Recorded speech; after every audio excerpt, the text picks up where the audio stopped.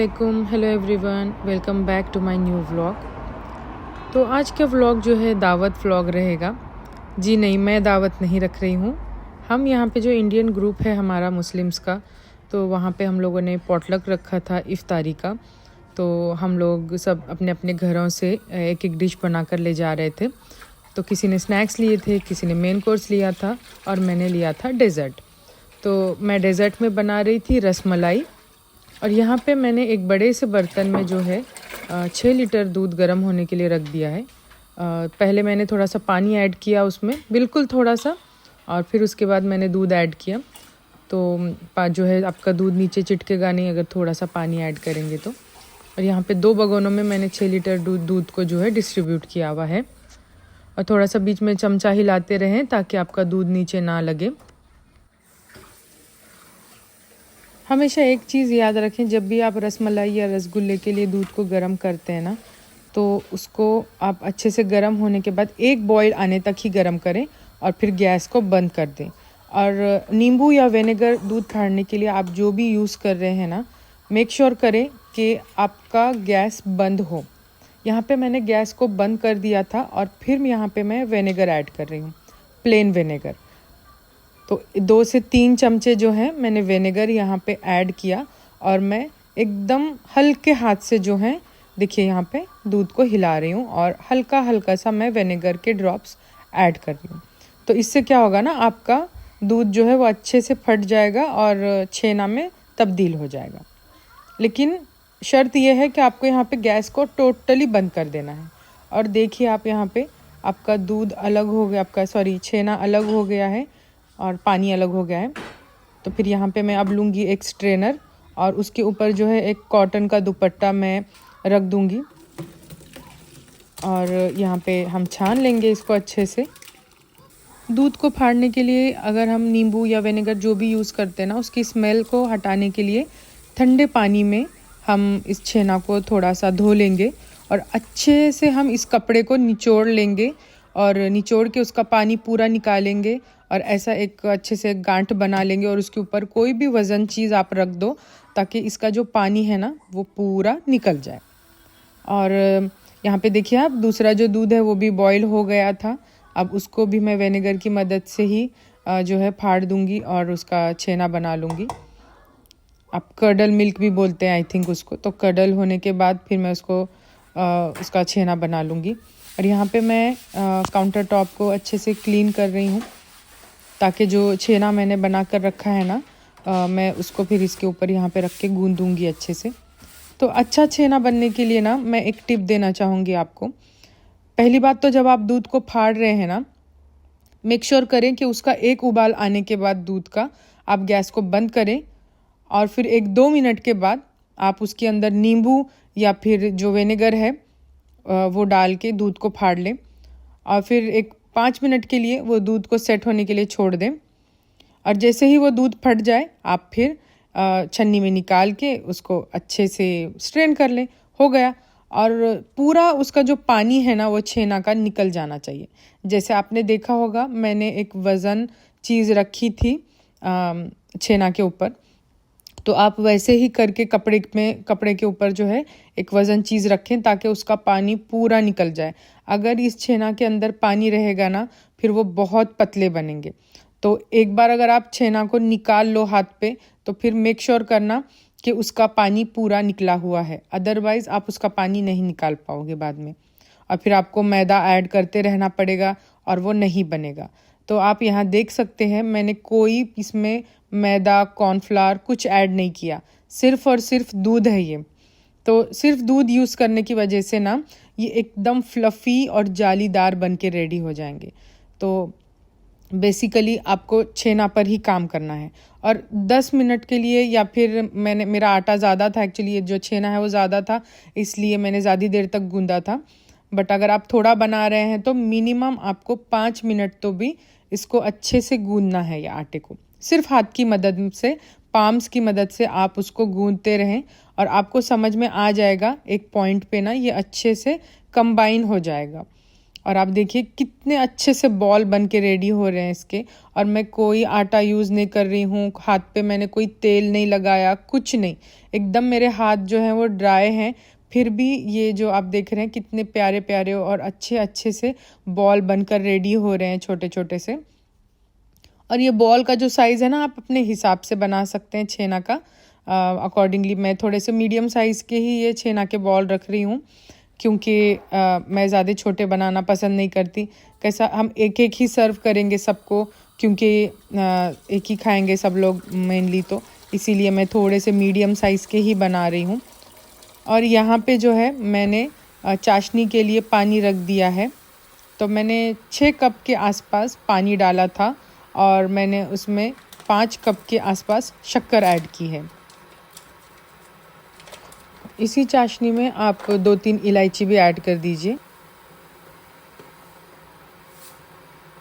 जब आपकी चाशनी एकदम अच्छे से पक जाए, यानी कि वो बबल्स जो आते हैं ना ऊपर, खवलता हुआ पानी हम जैसा बोलते हैं, बुलबुले, तब तक आपको इसको पकाना है, इस चाशनी को। और फिर उसके अंदर हम ये बॉल्स को डाल देंगे। जब आप फर्स्ट बॉल डालेंगे ना, तो देखना कि वो बॉल जो है ऊपर फ्लोट करे। इसका मतलब ये है कि आपकी चाशनी परफेक्ट है, आप इसके अंदर अपने रसगुल्लों को पका सकते हैं। और फिर कम से कम 15 से 20 मिनट तक आप इन रसगुल्लों को पकाइए। और फिर ठंडा होने के लिए गैस बंद करके ऐसे ही उसको 5 से 10 मिनट के लिए छोड़ दीजिए, ताकि अंदर ही पकते रहेंगे। और फिर उसके बाद उसका ढक्कन निकाल के उसको आप सर्विंग ट्रे में एक एक करके रख लें। और फिर जो अपनी रसमलाई की प्रोसेस है वो कंप्लीट करें आगे की। यहाँ आप देखिए ये एकदम परफेक्टली बन के और ठंडे होके रेडी हैं। अब मैं इनको सर्विंग ट्रे में निकालूंगी। जब ये रसगुल्ले पक रहे होंगे ना, तो बिल्कुल भी आप बीच में चमचा वगैरह मत लगाएं या फिर बार बार उठा के मत देखें। एक आध बार बीच में आप उठा के देख सकते हैं कि ये पक रहे हैं कि नहीं, या चिटक तो नहीं रहे। बट अगर आपने अच्छे से सब स्टेप्स फॉलो किए होंगे तो ना ये चिटकेंगे, ना ये नीचे डूबेंगे और कुछ नहीं। मतलब आप देखिए मैं चमचे से इसको निकाल रही हूँ, फिर भी ये फट नहीं रहे थे, तो एकदम ये अच्छे से बाइंड हो गए थे। और मैंने एक भी इसमें से रसगुल्ला टेस्ट नहीं किया था, मैंने विदाउट टेस्ट किए हुए ही ये सब बनाए थे। और एकदम जालीदार बन के एकदम रेडी हुए थे ये। और यहाँ पे मैं दूध को पकने के लिए रख रही थी। पहले मैंने थोड़ा सा पानी ऐड किया कढ़ाई में, और फिर मैं 1 लीटर दूध ऐड करूँगी। जो दूध हम यहाँ पे ऊपर से रसमलाई में डालेंगे ना, वो हम बना रहे हैं।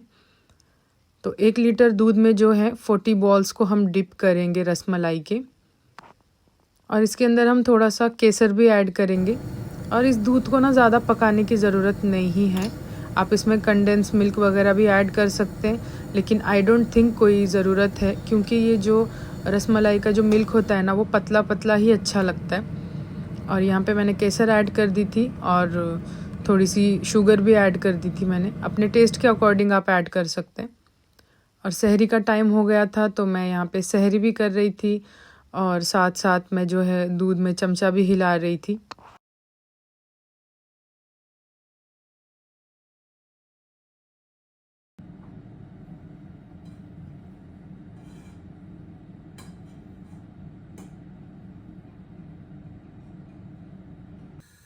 दूध को ठंडा करके मैंने सर्विंग ट्रे में रख दिया था।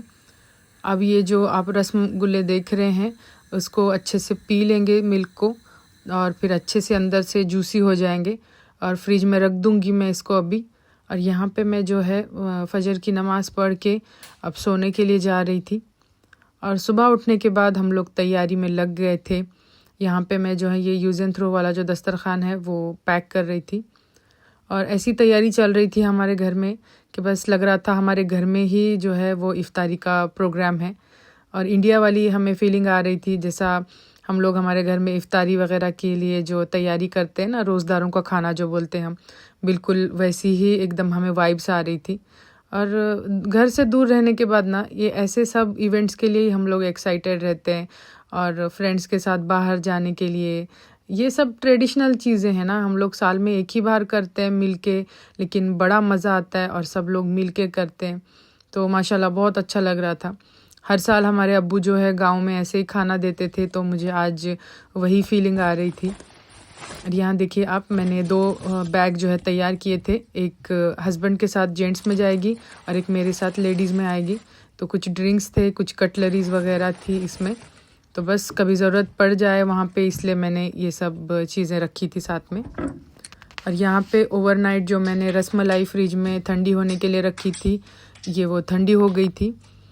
और अब मैं उसको निकाल के जो है उसकी गार्निशिंग करूँगी, उसको फाइनल टचेस दूँगी बस।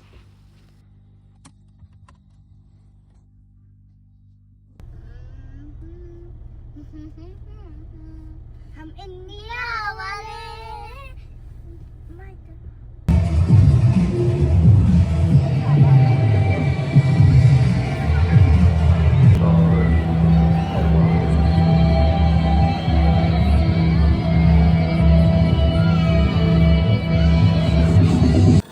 तो आपने देखा कि हम लोग ट्रैफिक में भी अटक गए थे और परेड भी थी, तो बच्चों ने परेड भी देख ली और हम लोग ट्रैफिक से जूझते हुए आ गए थे घर। और अब इफ़्तार पे जाने की बारी थी बस, तो इसलिए मैं जो लास्ट मोमेंट के काम थे वही कर रही थी। मैंने यहाँ पे पिस्ता निकाल लिए थे। ये सॉल्टेड पिस्ता नहीं है, नॉर्मल जो सादे पिस्ता होते हैं वो है। तो उसको मैं अच्छे से रफली चॉप कर लूँगी और फिर जो है हम रसमलाई के ऊपर इसको अच्छे से गार्निश करेंगे। और ये जो मैंने यहाँ मिल्क बनाया था ना रसगुल्लों को डिप करने के लिए, उसमें केसर ऐड करना बिल्कुल मत भूलिएगा। केसर की वजह से ना एक अच्छा कलर आता है इसमें, तो केसर ज़रूर ऐड कीजिए। तो फाइनल पैकिंग चल रही थी मेरी यहाँ पे, बस इसको मैं अच्छे से पैक कर लूँगी।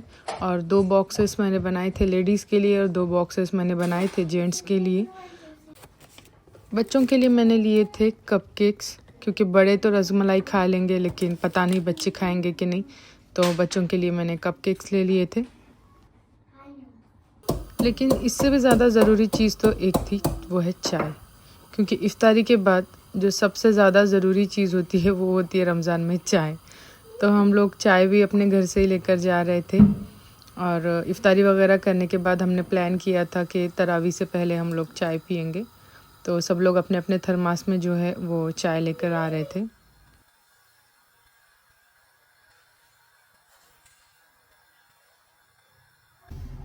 हम जाने के लिए रेडी थे और बच्चों की खुशी तो आप देख ही सकते हैं, कितने एक्साइटेड थे दोनों।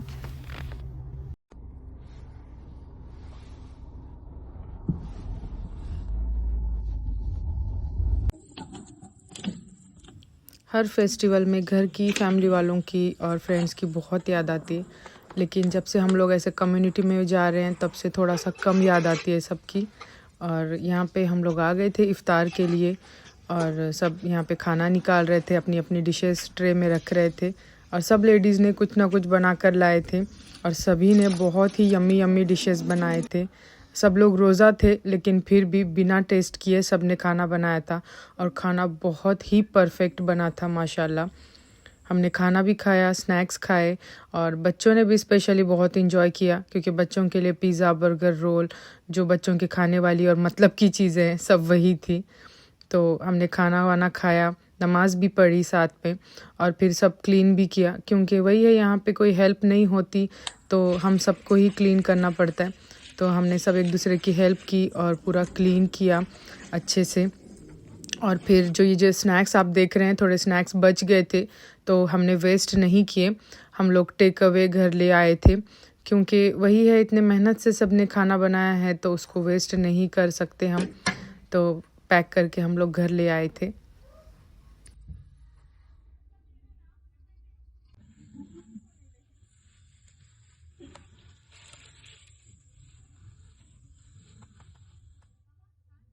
और ये कुछ स्नैक्स थे जो मेरे फ्रेंड्स ने मेरे लिए पैक किए थे, क्योंकि मैं डेज़र्ट सबको सर्व कर रही थी तो उन्होंने ही मेरे लिए पैक किए थे।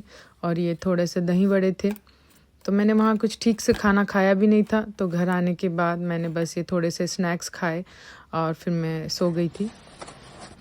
और ये कुछ दिनों बाद का क्लिप है। मेरे फ्रेंड का क्लाउड किचन है, तो वो इफ़्तारी के लिए कुछ स्नैक्स बना रहे थे, तो मैंने उनसे 1 बॉक्स ऑर्डर किया था, लेकिन वो मेरी फ्रेंड थी तो उन्होंने मुझे ये 2 बॉक्स जो आप देख रहे हैं, एक मीठे का और स्नैक्स का, उन्होंने बच्चों के लिए दे दिए थे और बहुत ही यमी स्नैक्स थे माशाल्लाह। उम्मीद है कि आपको मेरा आज का व्लॉग पसंद आया होगा। पसंद आया है तो please like share and subscribe to my channel. आपसे मिलूंगी मैं नेक्स्ट व्लॉग में। तब तक के लिए टेक केयर, बाय बाय, अल्लाह हाफिज़।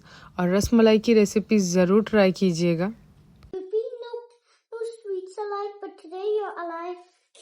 No sweets alive, but today you're alive. No, my cousin said, "Come back, I'm back."